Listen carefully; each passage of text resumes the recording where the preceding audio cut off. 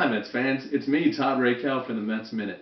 This 2016 season is kicking off today, and I thought it'd be a good time to start this podcast for Mets fans everywhere to come together, talk about the Mets every week, their thoughts, their depressions, their optimisms. And it's the first day of the season, so I thought it'd be a great time to kick the season off and talk about the team and where we see it going in 2016. Last year was a great year. They brought back a majority of the folks this year to the squad, and I think that there's no reason for it not to be another phenomenal year. Let's start with the outfield. Right field, you've got Curtis Granderson, a guy who'll do anything. He walks, he hits homers, he's our de facto leadoff guy, and he's probably the most articulate guy I think I've ever heard speak as a professional athlete. Just he's spot on with everything, and I love him. So he's going to be great. Center field, Cespedes. We've talked enough about him during the offseason. A guy who's on a 3-year deal that's basically a 1-year out, so it's a 1-year deal for him. Hopefully he does great. If he doesn't do great, we'll see more of him next year because he won't opt out, but we kind of hope that that's not the case. So here's to more bashing, more canaries this year, less watching balls sit under the outfield wall, hoping that everybody will assume it's a ground rule double. Left field, Conforto, he's a young kid, got a lot of great experience last year. The homers in the World Series and the playoff experience was great. He's got to play the whole season, we'll see. But he's one of the younger guys we have on the team and really excited about him. And I think he's Italian. At first base, we've got Lucas Duda. He's like the BFG, big friendly giant. My 10-year-old audience will know what I mean by that. Just kind of a lumbering, Southern California kind of guy who is under the radar most of the time, but he just puts up numbers that I think are better than most first basemen in the league, but no one talks about him much because he tends to go to sleep for like 4 to 5 weeks a year. Hoping that doesn't happen this year and he can kind of start working through that. Second base, Neil Walker, great pickup. It's sad to lose Murphy, and I'll miss yelling Murph and all the good and the bad things that he did last year in the playoffs was amazing. But let's admit it's an aberration. He's never really had a position. He's more of just a consistent singles, doubles kind of guy. And Neil Walker is a better offensive player than that, certainly a better defensive player. Really excited to have him on the team. Another 1-year deal though, so not another huge commitment, and it's most likely Dilson Herrera's position to have next year. Left side of the diamond, Asdrubal Cabrera, I think I'm pronouncing that correctly. Again, kind of a surprise signing for the Mets, but a great offensive and defensive guy. I was thinking it'd be Flores' position, but it'd be fun to have Asdrubal. We're looking forward to seeing a lot of Asdrubal at shortstop, throughout the year. Third base is the captain. You gotta love him, but you can only love him if he's actually on the team. So spinal stenosis and all. We hope he can be around and be that spiritual leader that the team needs this year. And I think he'll probably get pretty regular days off. You see a lot of Soup, a lot of Campbell as his backup, a lot of Flores as his backup. No more Ruben Tejada as he's off the team and maybe out of baseball now that he's been injured on the Cardinals. So a bit of a different infield mix for the Mets this year, but I think overall it's an improvement. The outfield is essentially the same as they were at the end of last year, but they were rock solid, so excited there. And of course, you've got Plawecki and d'Arnaud behind the plate. d'Arnaud will start.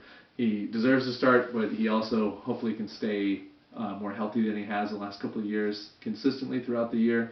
They're all kind of freak injuries, so you hope that none of those come up again. But if so, you got Plawecki right behind him, and he went to Purdue, so boiler up there. The backups, you've got D'Anzo, who's a great number 5 outfielder, and Lagares, who's a great number 4, and I think he'll get a ton of playing time, especially in center when Cespedes decides to take a few mental breaks. You never know when that might happen.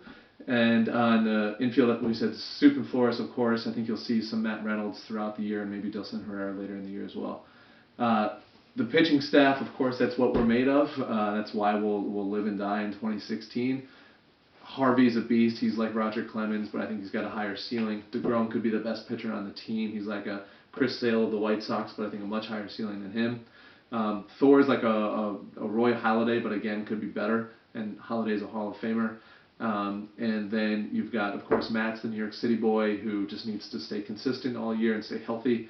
And he's essentially a rookie this year. And then you've got Fat Bart. Who doesn't love him? Can't wait to see him do some more at-bats this year.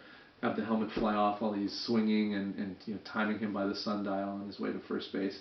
All keeping a spot warm for Zach Wheeler, who's kind of our original phenom pitcher of the Mets, who will be around in midseason. Then you've got the bullpen, who people say it might be a bit of a weak spot for us this year, but you can't say enough about Familia. I love the Bastardo signing. Jerry Blevins was great for us last year before he got hit in the arm and then fell out of a taxi or something like that. So I'm really psyched to have him back. Robles is a total loose cannon. You got to love that in any bullpen. And then Jim Henderson is this guy who's been out of baseball for 2 years. Now he's back. He might end up falling off a cliff in terms of his arm performance, but now party on. And I'm forgetting someone, Logan Verrett, who's another great long reliever for the Mets, and I think we'll see a lot of innings. And then in the minors, you still have Gil Martin and Rafi Montero, who hopefully will turn into something real, and Goodell and others. So it's a team that isn't largely different than last year, but does have some key improvements. And I think will certainly perform in terms of what it did to get to the playoffs last year, and then in the playoffs it's up to just superior pitching, which hopefully we still have. I want to end every episode with a question to hopefully spark some back and forth between me and my parents who are out there, or whoever might be listening to this. This year or this week, I want to kick it off with who do we think we missed the most from last year's season? There's a lot to choose from Tejada to John Neese, Daniel Murphy for sure. Henry Mejia, who's been banished from all of baseball because of his drug use. Kirk Neuenhuis. Let's see who else. Our backup catcher, whose name is Anthony Recker. So, some bigger, some smaller. For me personally, I think it's probably Mejia. Even though he's a guy who almost didn't pitch last year at all, he's a great back of the bullpen arm, was our closer until he made some really bad decisions. So I think, he's a big loss to the team. Of course, he's out of baseball completely now. I'd love to hear your thoughts, though. Is it Neese? I can certainly see Murphy or others. Feel free to tell me those answers somehow. Yell them. I don't know how. We'll figure this out, but you can send me a letter or something like that, and we'll have a back and forth on it. Thanks for tuning in. I look forward to doing this all season long, and go Mets.